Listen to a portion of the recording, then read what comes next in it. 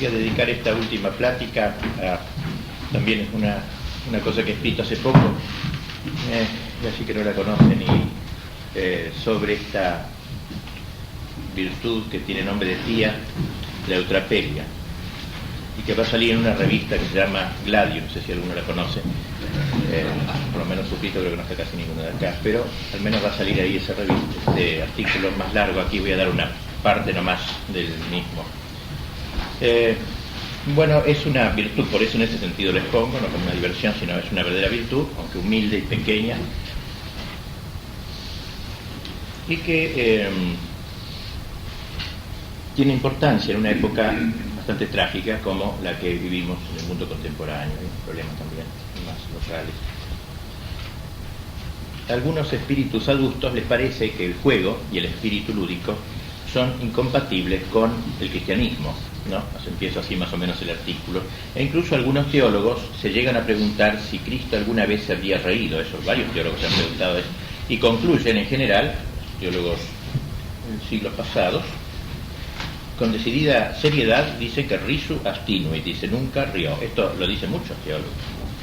¿Será Dios incompatible con la risa? Por eso entonces este es el... Y así el tema de la risa, del juego, de la eutrapelia, tiene que ver con el espíritu lúdico, con el juego. Por eso analizo un poco el sentido del juego primero en la escritura y luego en la cultura. Eso rápidamente lo voy a decir para ir directamente a la virtud como tal. Ante todo analizo el juego en el Antiguo Testamento. O sea, Dios concibe al mundo, ¿no? Con espíritu lúdico. Dios tiene espíritu lúdico. Quizá acaso la extrañeza, pero la misma creación del mundo y del hombre puede ser considerada como un gran juego divino. La Sagrada Escritura nos describe el acto creador en términos lúdicos. Proverbios 8 dice: yo estaba allí como arquitecto, dice la sabiduría, y me deleitaba todos los días jugando, ludens, en su presencia en todo tiempo, jugando en el orbe de la tierra. Podríamos decir entonces que el Padre eterno el Padre Creador haya su gozo en la contemplación de su Hijo, su sabiduría eterna, arquetipo, como vimos, causa ejemplar de todo lo creado, que juega esplendorosamente delante de él. Porque la existencia del mundo no es necesaria, pero tampoco es casual. Si fuera necesaria, Dios no sería un creador libre. Si fuese casual, el creador libre no sería Dios, sería un ser caprichoso. Y por tanto, Dios ha creado las cosas en un acto de pura complacencia divina. Por eso podemos decir que la creación es un esplendoroso juego de Dios, un juego de su insondable sabiduría. Como meditábamos hoy, los seres creados no son sino un conjunto de huellas o imágenes, si se trata de seres espirituales, que guardan proporción con Dios. Y así como la creación es un acto totalmente gratuito, al llevarlo a cabo Dios no buscaba ningún tipo de utilidad, nada pragmático, creaba por gusto, creaba para alegrarse de lo que hacía, por mera exuberancia, para vestir al mundo con su hermosura, y de ahí el lujo desbordante. Dios no hizo todo marrón, digamos, en el mundo. Hay un lujo desbordante que es propio justamente del exuberante, del que juega, la variedad de los animales, de las plantas, la diversidad de los cantos de los pájaros, la inagotable paleta de los colores, un verdadero derroche de riqueza. Pero podríamos decir que Dios no cierra su juego el sexto día de la creación, sino que sigue jugando a lo largo de los siglos, como decíamos, con la conservación de las cosas en su ser, ya que la conservación es una especie de repetición del acto inicial, y bien sabemos cómo la repetición es un elemento esencial de todo juego. Y a este respecto escribe esta frase de Chesterton que le cité así de paso: todo el imponente materialismo, dice, que domina las mentes de hoy, descansa en una presunción falsa. Se supone que es muerte una cosa que constantemente se repite. La gente siente que si el mundo fuera personal, variaría. Si el sol tuviera vida, bailaría. Los niños, que rebosan en vitalidad libre y altiva, quieren las cosas repetidas y sin cambios. Siempre dicen, hazlo otra vez. La gente grande no es suficientemente fuerte para regocijarse en la monotonía, pero tal vez Dios sea bastante fuerte para regocijarse en ella. Es posible que Dios diga al sol cada mañana, hazlo otra vez, y cada noche diga a la luna, hazlo otra vez. Dios espeja entonces en sus criaturas, las creó jugando, y jugando las conserva en su ser. Y podríamos decir que todo el Antiguo Testamento, de alguna manera, es la continuación de este juego inicial. Al modo de ejemplo, podemos poner el libro de Job, ese trágico libro de Job, y causa malestar y extrañeza de que la Sagrada Escritura relate los terribles padecimientos del justo Job en el marco de una apuesta celestial entre Dios y Satán. Te apuesto que si le quito todo, te va a abandonar. Apostado, dijo Dios. Es decir, es una especie de juego divino, juego sagrado. Es que, como escribió Sharpegui, hay un juego de la gracia por la que el perdedor gana y el perdido alcanza la salvación, en el caso de Job. Si pasamos al Nuevo Testamento, hay también algunos elementos lúdicos. Cristo no carecía de humor, evidentemente, no carecía de humor. Es decir, que el rico es comparable a un camello que puede pasar por el ojo de una aguja, etc. Tanto los obreros contratados a última hora, las vírgenes en espera del esposo que se dejan vencer por el sueño, tanto que los espíritus volterianos o descreídos se han burlado de las paradojas de Cristo y de las aparentes contradicciones del Evangelio sin percatarse de que son un desafío al racionalismo de los pseudointelectuales y a la afectada gravedad de los seriotes. Algunos autores han llegado a ver, más allá de los chistes de Jesús, en los grandes misterios de su vida también algunos elementos de esta índole. Y así escribe Hugo Ranner, el hermano del que le cité el otro día, dice que lo que se presenta en la superficie como destino y sufrimiento, o cristianamente, hablando del Calvario, ¿no?, como participación en la aniquilación aparentemente insensata de la cruz, es para los místicos que contemplan la realidad a través de los velos el juego del amor eterno, juego tan variado y cuidadosamente imaginado como solo lo puede hacer el amor. Y este juego es más perceptible en la resurrección, que da origen al gozo del redimido. Cumpliéndose aquello del Salmo, entonces se llenó de risa nuestra boca y nuestros labios de gritos de alegría. Estos signos pascuales celebraron desde muy antiguo la victoria de la vida, burlándose de la muerte, burlándose del infierno y mojándole la oreja a Satanás. San Pablo decía: la muerte ha sido devorada en la victoria. ¿Dónde está, oh muerte, tu victoria? ¿Dónde tu victoria, infierno? Un juego pascual, pues, un juego del triunfo, del Cristo que muriendo vence.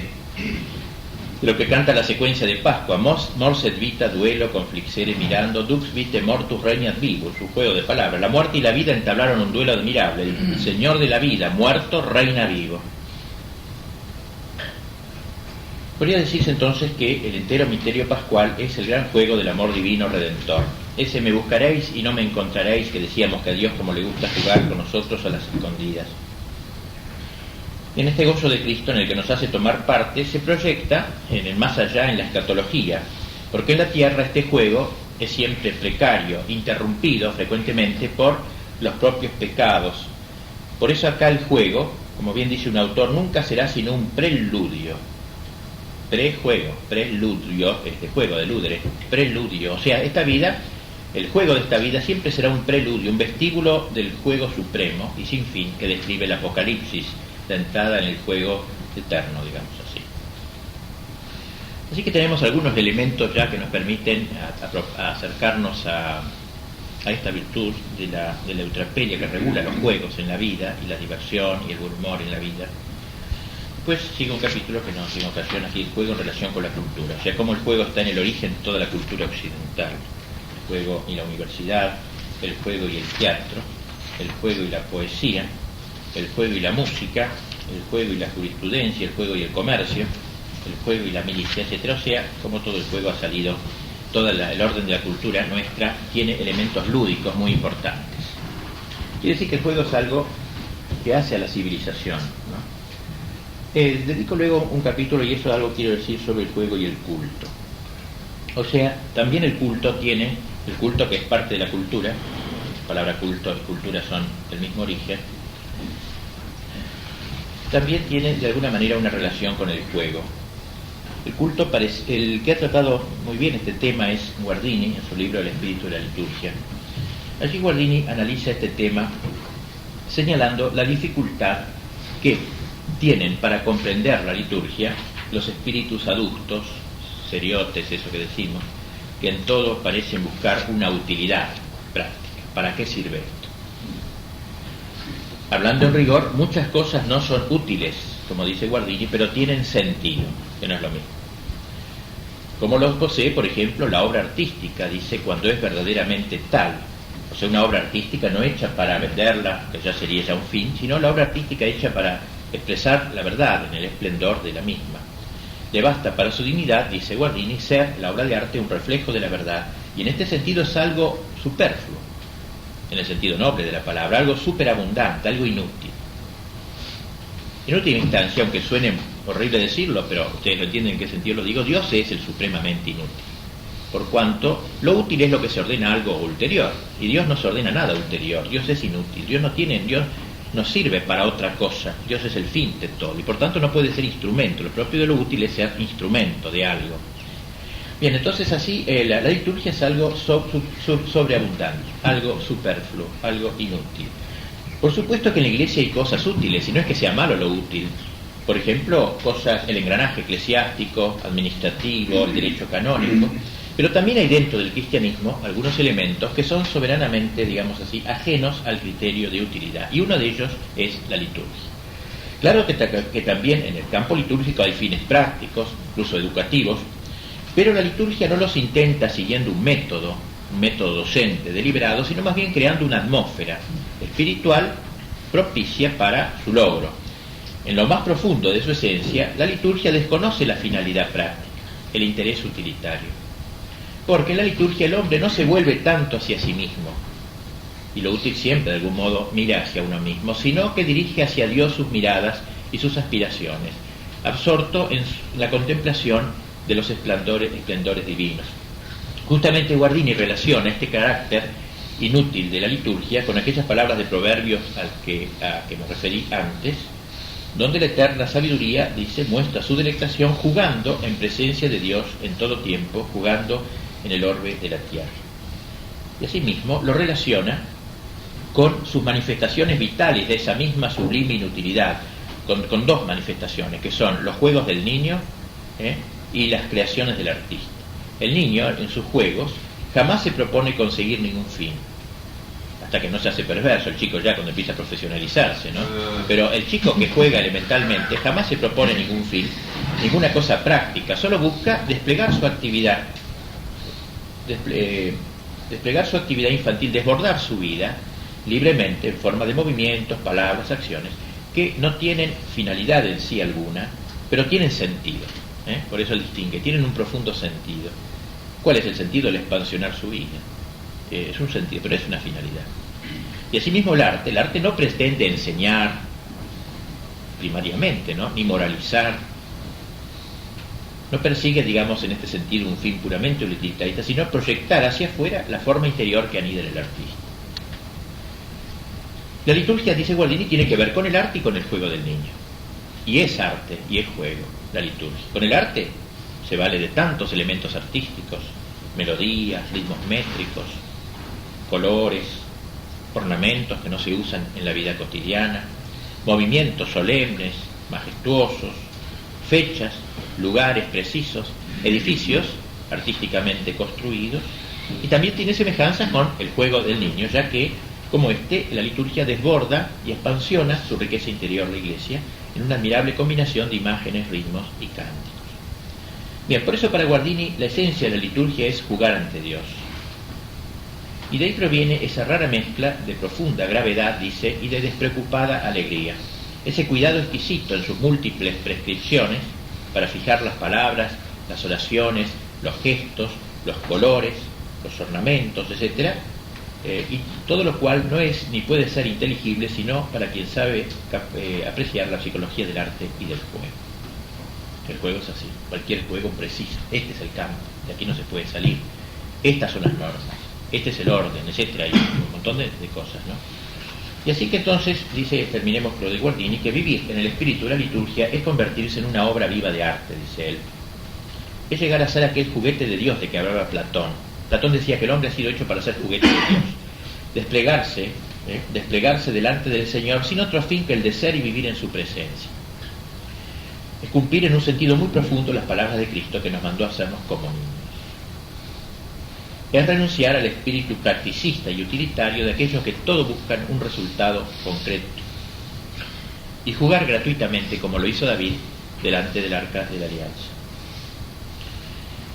Claro, dice él, que procediendo así se corre el peligro de que esos sabios y prudentes de este mundo sonríen irónicamente sobre esta pérdida de tiempo, como antaño Mical se burló de David, que bailaba.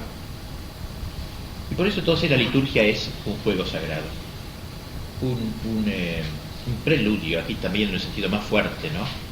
Porque es el juego que prepara el juego eterno, la eternidad bienaventurada, que es una liturgia ininterrumpida y por tanto un sublime juego ininterrumpido incoado en la tierra, el inacabable juego doxológico del hombre, que será el cielo.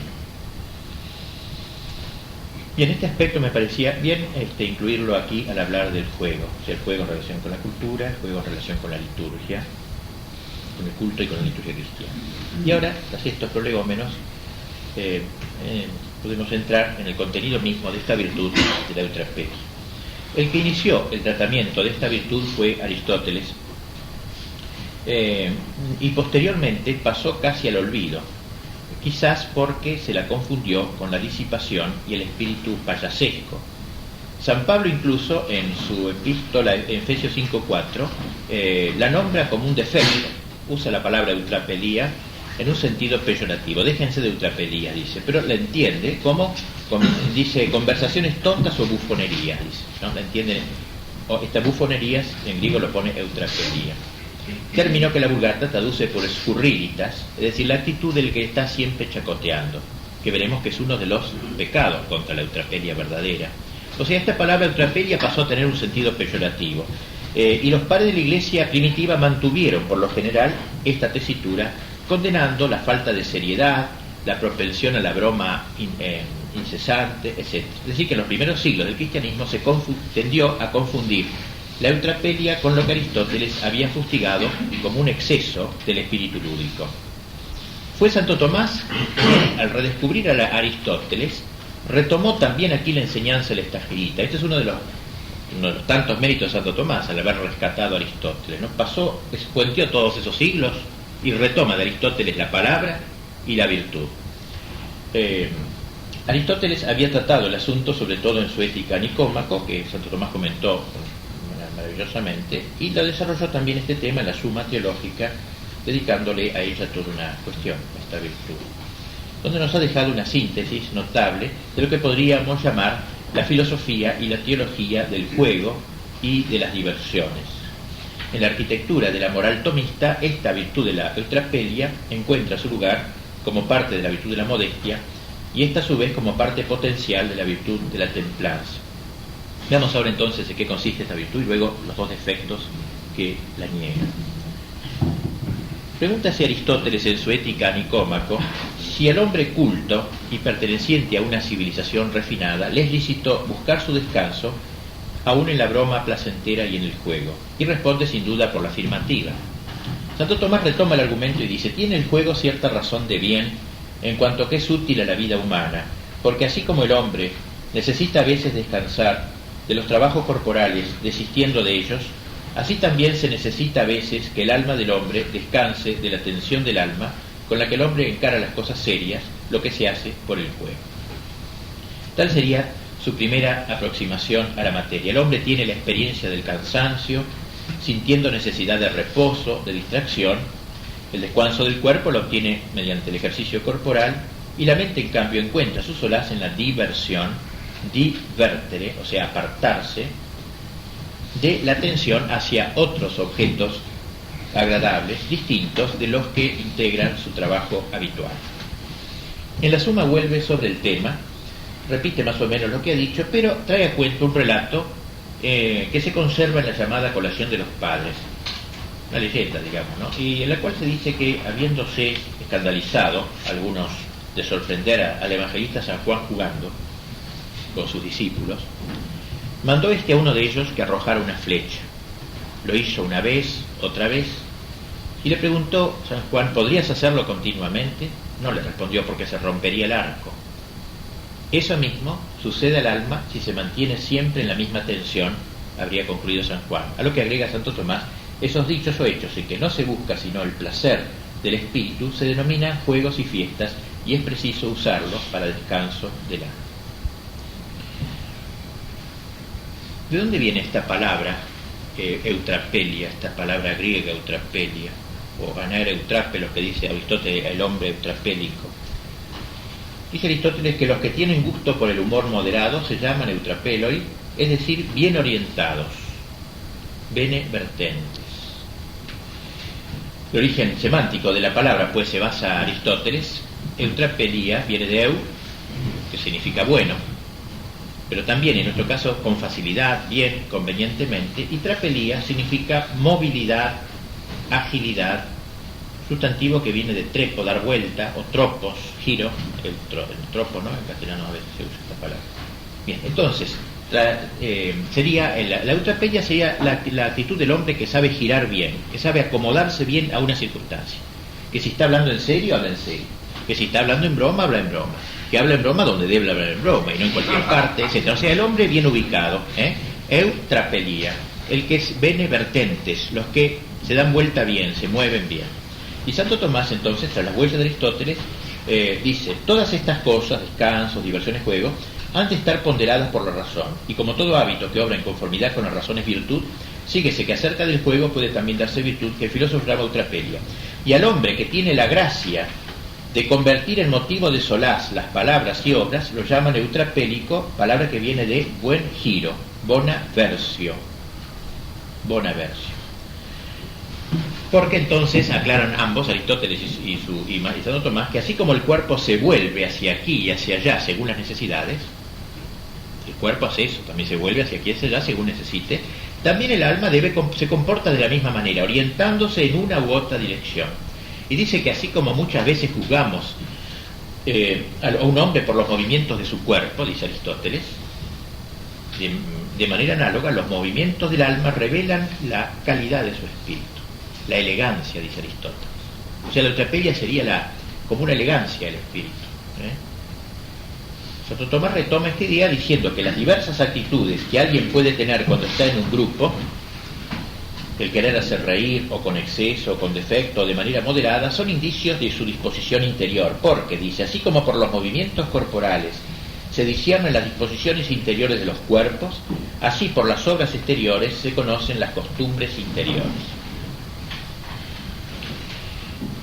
Bien, entonces la eutrapelia sería la virtud del que gira bien, ¿no? El que sabe ubicarse como conviene al momento. Es una virtud que podríamos llamar aristocrática, propia de quien posee agilidad espiritual, por la que es capaz de volverse fácilmente a las cosas bellas, joviales, recreativas, sin perder la elegancia espiritual del movimiento, sin perder la debida seriedad, sin perder también el carácter moral.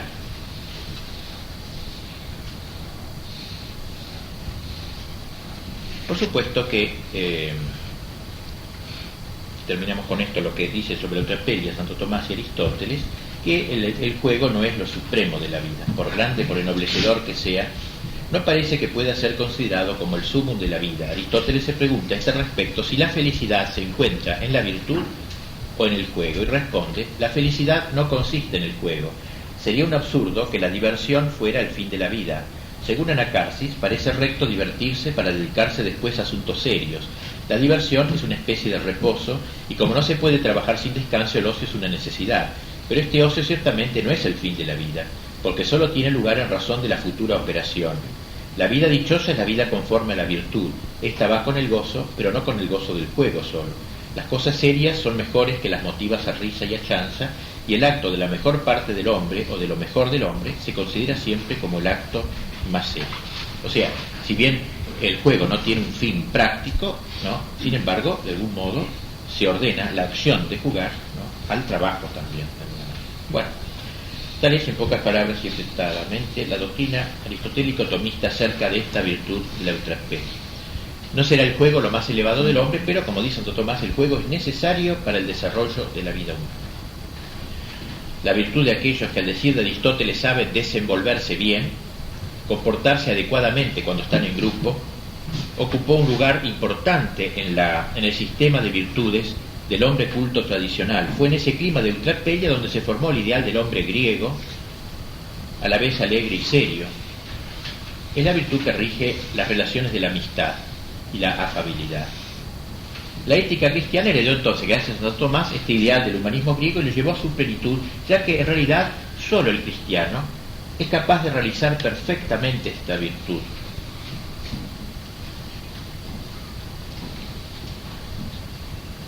Por el hecho de que solo el cristiano que vive en gracia puede ser de manera plenaria un homo ludens. Fundado en Dios puede orientarse como corresponde, ser eutrapelos. De hecho, la doctrina tromista de la eutrapelia penetró todo el tejido social de la Edad Media, tan erróneamente considerada como una época aburrida y triste. Las llamadas risa pascalia nos escandalizarían a nosotros, es decir, las risas relacionadas con las fiestas de la Pascua. Las escenas representadas en los bajos relieves de los templos y catedrales europeos, todavía hoy se pueden ver, por ejemplo, la iglesia de Vézelay en Francia, las denominadas fiestas de los locos, donde se festejaba una especie de superación o abolición de la razón en un espíritu semejante al que caracteriza a los locos por Dios del mundo eslavo. La fiesta de los asnos que tenían los medievales con sus rebuznos lanzados contra altos dignatarios eclesiásticos, no siempre tan dignos. La llamada fiesta de los obispillos, donde se tomaba en chacota a las jerarquías locales, son otras tantas expresiones del humor medieval libre y ocurrente, y nada seriote, nada que ver, mucho menos serio que nosotros eran ellos. Bien. Como dijimos antes, la moral de los últimos siglos, después de la Edad Media, fue olvidándose más y más las enseñanzas del angélico. También hubo otro gran entreacto, ¿no? Y el espíritu lúdico medieval. La virtud de la eutrapelia entró en un cono de sombra y en el mejor de los casos no subsistió sino como una breve y seca definición en un rollo marín, en un manual de teología moral. Quizás entre los modernos fue Kierkegaard el primer cristiano que llamó la atención otra vez, volvió sobre el valor del humor, no solo para la cultura del hombre, sino también para su misma vida religiosa, colocando el humor como una categoría que nos permite el paso, digamos, al orden religioso, con enorme importancia. Digamos ahora algo sobre los pecados contra la eutrapelia. Como siempre sabemos, se señala las virtudes en el punto medio, y aquí hay dos virtudes, una por exceso, o defecto, una por exceso y otra por defecto. El primero, el pecado por exceso.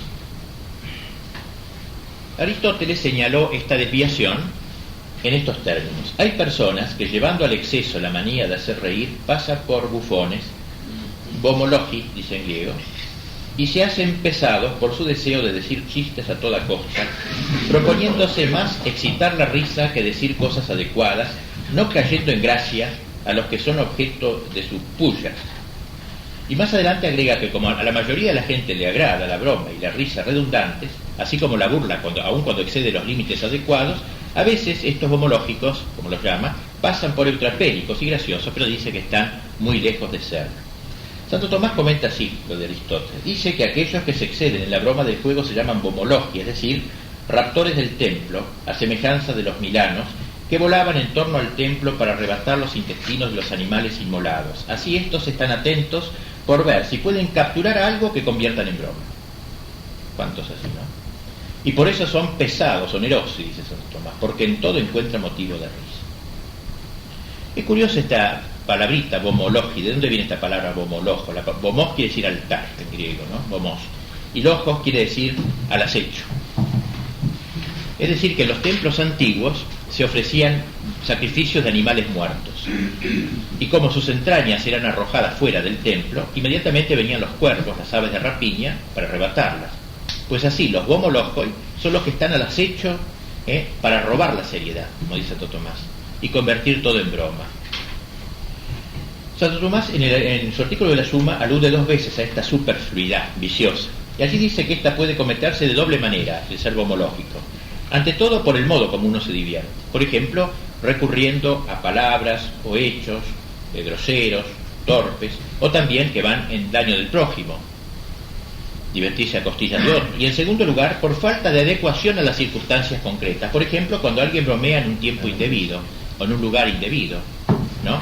O también al margen del asunto que se está tratando. Se está tratando de una reunión seria y sale con pavada tras pavada, o de las personas presentes, no, sin tener en cuenta la dignidad de las personas.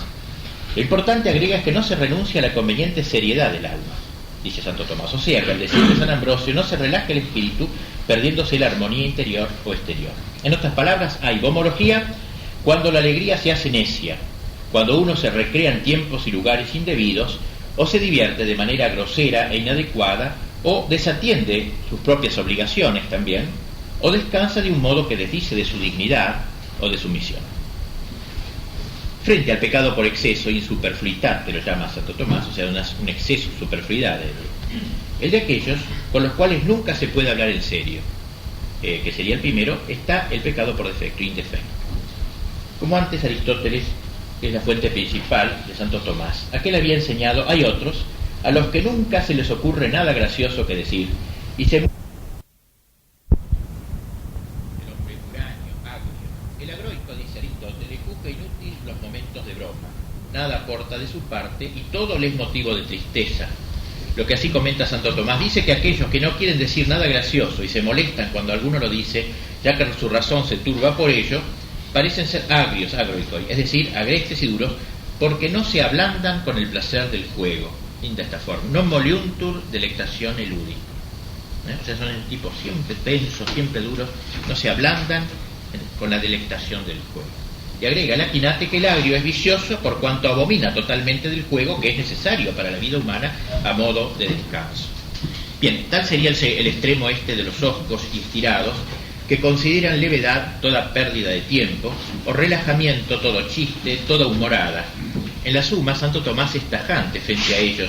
Todo lo que se opone a la razón es vicioso, dice, y es contra la razón el que alguno se muestre pesado, otra vez usa onerosum, por ejemplo, no diciendo nada placentero, o también impidiendo el recreo ameno de los demás. Pecar por defecto en el juego es no proferir siquiera un chiste y mostrarse molesto cuando los demás bromean, pues no se tolera la gracia moderada de sus semejantes. Estos tales son viciosos, y Aristóteles los llama duros y agrestes.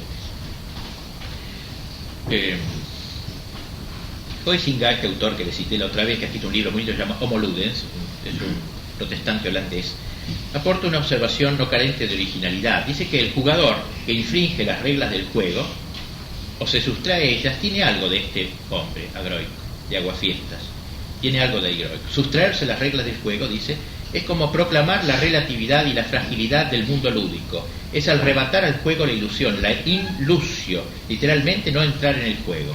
Ilusión, inludere, el no querer entrar en el juego cuando debe entrar. Eso de ahí viene la palabra ilusión. Bien, la actitud del agroico pues es también muy mala.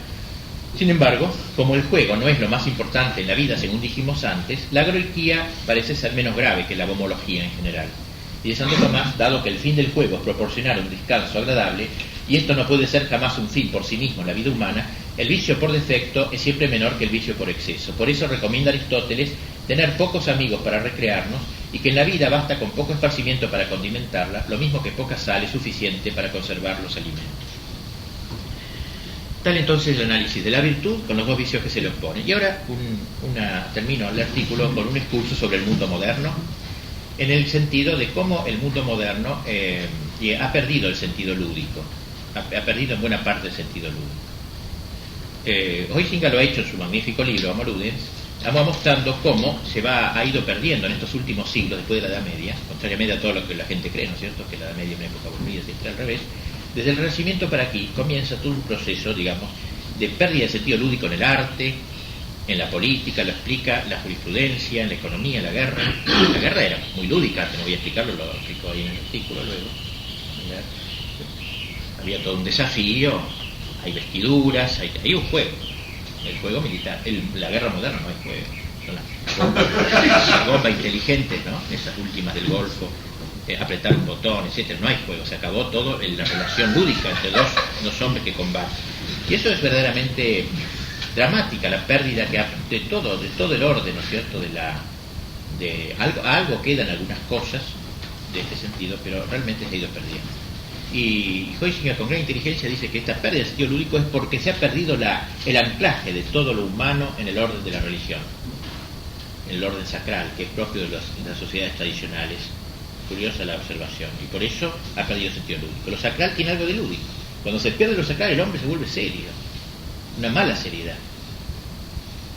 o si no, se vuelve bufón. Bueno, si vamos entonces aquí yo explico en los dos grandes bloques que han dominado el mundo hasta su tiempo. En el mundo democrático occidental, muestro cómo ya a partir del Renacimiento se ha ido perdiendo progresivamente el verdadero humor.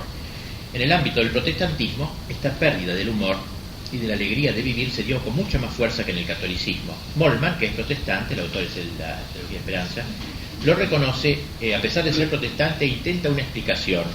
Dice que, curiosa e inteligente la explicación, que la Reforma impugnó mediante su tesis de la sola fides, que justifica sin las obras, impugnó la justificación por las obras que defendía la Iglesia medieval, con sus penitencias, indulgencias y limosnas. Y entonces, dice Moltmann, la Reforma suprimió las fiestas, los juegos. Fíjense que curiosa la derivación. O sea, como no hay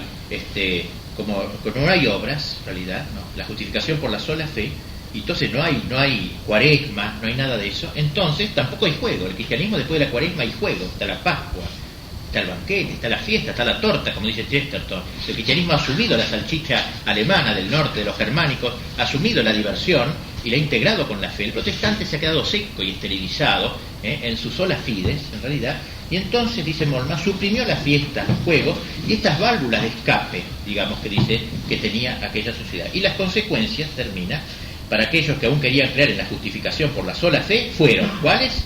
La ahorrativa sobriedad puritana y el mundo industrial del trabajo. O sea, el famoso tema del capitalismo, el origen, el hombre que ya trabaja incesantemente en lucro, etc. Todo eso lo volcó a eso el hombre protestante. Inteligente la observación después de Moltmann. Por eso dice él que en ninguna otra parte se promovió tanto la moral de producción como en los países protestantes. El juego se hace prácticamente inviable en una sociedad utilitarista como es la occidental. En Occidente se ha olvidado casi la verdadera alegría y el juego desinteresado. Solo se busca ganar dinero y si se descansa es para lucrar más y mejor. Por eso, paradojalmente, la época moderna ha multiplicado los lugares de diversiones, etc., pero en realidad son en orden a que la gente esté en condiciones de volver a producir otra vez, rindiendo siempre más. Es decir, este mundo capitalista es un mundo de rendimiento, de excesiva concentración en el trabajo utilitario, y como acertadamente dice el mismo Moltmann, el que solamente pone el sentido de su vida en lo que tiene de aprovechable y útil, terminará necesariamente en una crisis vital cuando en la enfermedad y en la pena le parezca todo, e incluso él mismo, inútil y desaprovechado. Los juegos tienen, por cierto, algo de inutilidad. Sin embargo, como ya lo hemos dicho, inútil no es sinónimo de desdeñable. Piper ha exaltado, con pluma maestra, el valor de ciertas inutilidades, como por ejemplo las fiestas, y acabamos de ver cómo Guardini exalta la inutilidad de la liturgia. Es en este sentido que los antiguos daban la primacía al ocium sobre el nec ocium, no ocio. Y Aristóteles decía que estamos no ociosos para tener ocio. Bien, es decir que el mundo occidental, por su manera de entender las cosas, liquida el ocio, la diversión. Y el mundo marxista también. El mundo marxista, que se pretende cientificista y por tanto alérgico al juego, ama la dialéctica y la contradicción, lo inhabilita para la ironía y el humor. Aquí en el artículo lo puse después lo traje porque bien ha dicho el padre Alberto Escurra, lo que presumiblemente constituirá el prólogo de sus obras completas. Esa página única que escribió en un momento de distracción. Dice que el humor marxista, dice, no es auténtico y por tanto no es humor. Es ácido, agrio, corrosivo, una herramienta de lucha dialéctica al servicio de la destrucción, de la disgregación. Ello se debe a que el marxismo, al introducir la contradicción en el mismo corazón de la realidad, se vuelve ciego para contemplar la armonía de las formas y por tanto el ridículo de lo deforme. Bien, podemos hablar que en nuestra época, en esto terminamos, se ha dado una verdadera falsificación del espíritu lúdico, porque evidentemente en nuestra época hay mucho ludismo, evidentemente, hay mucho juego, no es que no haya juego, pero hay una especie de falsificación de lo que es propiamente lo profundo de lo lúdico.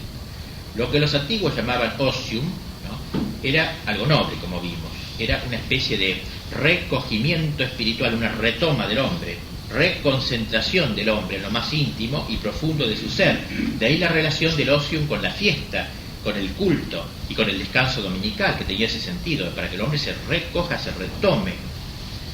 Hoy el ocio no es plenitud de riqueza, sino vacío interior, que se lo rellena con ruido, ya que el hombre moderno no es capaz de soportar el tiempo libre y el silencio.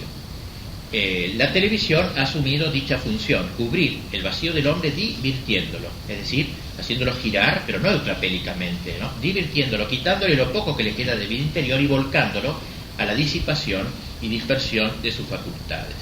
La propaganda actual, escribe Huizinga, que quiere apoderarse de todos los rincones de la vida, trabaja con recursos adecuados para producir histéricas reacciones de masas y, por consiguiente, a pesar de las formas lúdicas que adopta tan a gusto, no puede ser considerada como una manifestación moderna del espíritu de juego, sino como una falsificación.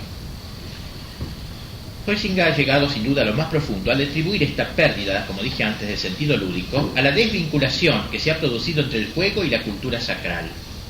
Los primeros juegos, explica Huizinga, han partido del orden sacral, eran juegos sacros los primeros juegos. Las sociedades tradicionales o arcaicas, como él dice, unían con toda naturalidad lo sacro y el juego. Las diversiones formaban parte integrante de las fiestas sagradas. Pues bien, esta conexión con el culto ha desaparecido casi por completo en el ludismo moderno. Recordemos, ahora me viene a la memoria las Olimpiadas griegas eran en relación con el culto. Bueno, digo que ahora se ha perdido casi en el ludismo moderno esta conexión con el culto. El juego va por un lado y la cultura y lo sacro va por otro. Hay un divorcio entre las dos cosas. La sociedad moderna está llena de animadores, de artistas, de deportistas, que son los que protagonizan todo lo que podríamos llamar hoy el campo de las diversiones. Y no deja de resultar altamente subjetivo lo que de ellos dice Santo Tomás, exaltando por una parte el rol social de esta gente, pero señalando al mismo tiempo el peligro que dichas actividades pasan a significar cuando se desorbitan. Y así, al tratar del vicio de la bomología, él mismo se autoobjeta, Santo Tomás, en las objeciones, ¿no? Según puede verse, abundan en gran manera los que se dan al juego, histriones in ludo, dice, ¿no? Ordenando a él toda su vida. Si la sobreabundancia del juego fuese pecado, entonces todos los histriones estarían en estado de pecado. También pecarían todos los que se aprovechan de ese trabajo o los que los ayudan como promotores de pecado, lo cual parece falso porque se lee en la vida de los padres que a San Pasmucio le fue revelado que un cómico sería compañero suyo en la vida futura. Esa es la objeción que se pone. Entonces el bomológico es un pecador. Y responde, a lo tercero hay que decir que, como se ha dicho, el juego es necesario para el desarrollo de la vida humana. Para todo lo que es útil para el desarrollo humano pueden dedicarse a algunos oficios lícitos. Y por tanto también el oficio de los histriones, que se ordena dar descanso a los hombres, no es en sí mismo ilícito, ni están en estado de pecado, con tal que usen del juego moderadamente, esto es, no recurriendo a palabras o hechos ilícitos para jugar, o no jugando en asuntos y tiempos indebidos, y aunque en las cosas humanas no tengan otro oficio en relación a los demás hombres, sin embargo, en relación a sí mismos y a Dios, realizan otras obras serias y virtuosas, por ejemplo, cuando rezan, como el gordo Porcel, y ordenan sus pasiones y operaciones, y también cuando dan limosna a los pobres, de donde aquellos, dice, que moderadamente lo financian, no pecan, sino que obran con justicia, dando un sueldo a su trabajo. Con todo, si alguno gastara superfluamente lo suyo en tales personas, o también sustentara a aquellos histriones que practican juegos ilícitos, pecan, en cuanto que fomentan el pecado en ellos. Este texto me parece que no tiene desperdicio, porque allí quedan denunciados los histriones al estilo de tantos que conocemos, por ejemplo, al estilo de los luthiers mismos, que hacen reír, satirizando elementos tomados de tradiciones y leyendas, o burlando la música clásica, es decir, tomando en solfa lo que de por sí no debe estar sujeto a la burla. Quedan señalados también los que pagan sumas exorbitantes a los artistas o deportistas, o incluso subvencionan a cómicos pornográficos. Por tanto, hay un gran pecado por exceso en el mundo moderno. Y este pecado va logrando un consenso general, se va haciendo social. El exceso del juego, enseña Santo Tomás, forma parte de la alegría necia de que habla San Gregorio. Es el pecado de los que ponen el fin de su vida en la diversión, como enseña el libro de la sabiduría. Creyeron que nuestra vida era una juerga, contra lo cual dice Cicerón, dice Santo Tomás, que no hemos nacido para el juego y la diversión, sino para ejercitarnos en pensamientos más altos y serios. Bien, entre nosotros, esta tergiversación del espíritu lúdico va llevando a una exaltación desmesurada del papel de los histriones en la sociedad. Hoy los personajes de la farándula o los ídolos del deporte son elegidos como candidatos, y desgraciadamente ganan, para ocupar puestos políticos o invitados a opinar de omni re possibile, si es que no son contratados para ser de comunicadores sociales o, como se dice, formadores de opinión. Refiriéndose más directamente al deporte, observaba Huizinga que se advierte una creciente sistematización y disciplina del juego, con lo que a la larga va perdiendo aquel contenido lúdico primero. Asimismo, la actitud del jugador profesional no es ya la auténtica actitud lúdica, pues están ausentes en ella lo espontáneo y lo despreocupado. Y de esta manera también el deporte se va alejando más y más en la sociedad moderna de la pura esfera del juego y se va convirtiendo en una actividad sui generis. Ya no es juego, pero tampoco es algo serio. Las demostraciones de masa, concluye Huizinga, continúan siendo, por mucha importancia que revistan para los participantes y los espectadores, una función estéril en la que se ha extinguido en gran parte el viejo factor lúdico. Es curioso, pero el deporte se está convirtiendo en lo único que apasiona a nuestros contemporáneos. Como me hacía notar el padre Curra hablando con él antes de preparar este artículo, él me decía que los mismos que hoy se proclaman pacifistas y juzgan que toda guerra es injusta, son capaces de matar a un adversario de su cuadro futbolístico o de dar la vida por su cuadro preferido. Es decir, que el espíritu guerrero se transporta al fútbol bajo la forma de barras bravas, haciéndole perder su sentido original de competencia deportiva. En cambio, las guerras reales, por ejemplo la del Golfo o la de las Malvinas, son seguidas como si se tratase de un partido de fútbol. Cada barco inglés que hundíamos, el pueblo argentino gritaba gol prácticamente.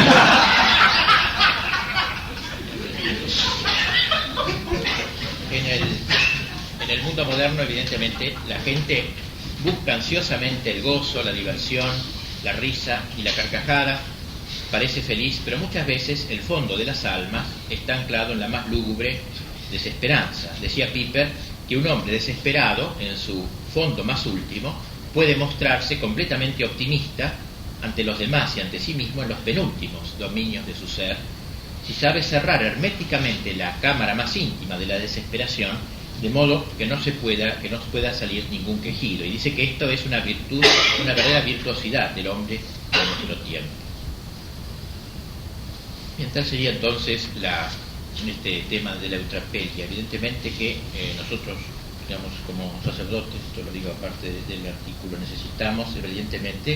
necesitamos fomentar esta virtud bien en ese medio, en ese justo medio noble, señorial, aristocrático que nos indica Santo Tomás. Es cierto que nuestra época no ayuda demasiado a la verdadera alegría, porque, como decía el mismo Moltmann, solo en la libertad es posible reír, y la libertad se hace cada día más difícil de encontrar, la verdadera libertad. Pero ello no nos debe llevarnos a broquelarnos, digamos, en una seriedad apergaminada. Hay sí en el mundo de hoy mucha risotada, buera, superficial, pero no por el hecho de que en nuestro tiempo actúen tantos homológicos que reeditan el desenfreno y la obscenidad que Aristóteles censuraba en la comedia griega decadente. Hemos de convertirnos en agroicos, renunciando al ideal cristiano del hombre seriamente jovial y afable. Y esto en nuestro ministerio sacerdotal es tan importante, ¿no es cierto?, tanto con nuestros hermanos en el sacerdocio como con las almas a nosotros encomendadas. Con nuestros hermanos en el sacerdocio ante todo. Y aquí aprovecho la ocasión, si bien saliendo un poquito del tema, para exhortarlos a esta fraternidad sacerdotal, a ese buen humor sacerdotal, esa afabilidad, esa caridad, ¿no es cierto? A veces uno ha leído en la Escritura, ser caritativos con los amigos no es meritorio, eso es fácil, todos lo hacemos, importante es con los enemigos, pero a veces tampoco con los amigos somos muy caritativos, y yo pienso que es importante entre los sacerdotes esa caridad, esa afabilidad, este espíritu, ¿no es cierto?, el visitarse, mucho más ahora en estos tiempos que comienzan para ustedes, es muy importante. No puede ser que un hermano de ustedes esté enfermo 2 meses, 3 meses, un antiguo amigo, antiguo compañero de seminario, y no visitarlo, y eso hay que hacer un esfuerzo para a veces podrá ser un poco a contrapelo, pero es muy importante esa hermandad sacerdotal. Y con los fieles también. El sacerdote bomológico hace mucho mal, porque con él no se puede hacer nada prácticamente, no se puede hacer absolutamente nada. Todo es risa, todo es burla, todo es chiste, todo es tomar en solfa. Cualquier palabra le busca qué relación con otra para reírse, que no se puede hablar de nada. Y también con el sacerdote agroico es imposible hacer nada, ¿no?, porque es totalmente estirado, serio, no. Pero por eso es importante esta virtud. Hoy hay católicos, pongo aquí al final de mi artículo, a los que siempre se los ve tensos, angustiados, con cara larga, agobiados por el cúmulo de males que hay en el mundo. Y esto nosotros también, ¿no?, los vemos más que los laicos, los sacerdotes, ¿no? Pero eso nos lleva al peligro de hacernos inabordables, de ser aguafiestas, siempre al acecho, para extinguir un chiste en ciernes, como decía Aristóteles, o creer que un bromista es siempre un relajado. Y este tipo de sacerdotes son peligrosos, no solo para los demás, para sí mismos, ya que fácilmente pueden quebrarse.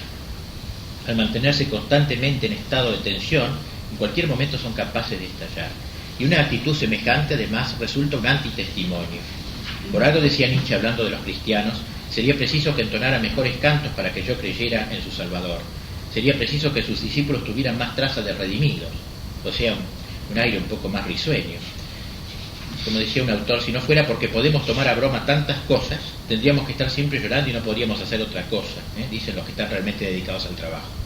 Es la risa la que tiene que mediar entre la ilimitación de las tareas y la limitación de la fuerza. Tomamos un poco en broma a nosotros mismos, nosotros no somos la divina providencia.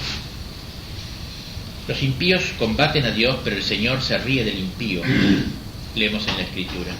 Y por eso los que queremos combatir con Dios a su lado en este gran combate, también debemos acompañarlo en su risa. Sería pues muy conveniente volver a valorar esta virtud de esta tía tan simpática, doña Eutrapelia, y de cara a la felicidad eterna, al gozo eterno, al humor eterno. No en vano las descripciones de la escatología cristiana evocan lo que para todo el mundo ha sido la niñez, la risa despreocupada, la admiración extasiada de la exuberancia y bondad de Dios, la nueva inocencia, la broma perenizada. Por cierto que en el entretanto nuestra época se revela con su enorme tragicidad, pero también muestra ribetes cómicos realmente, o mejor es tragicómica. No nos quedemos siempre en sus facetas trágicas, sepamos de tanto en tanto reírnos de sus ridiculeces.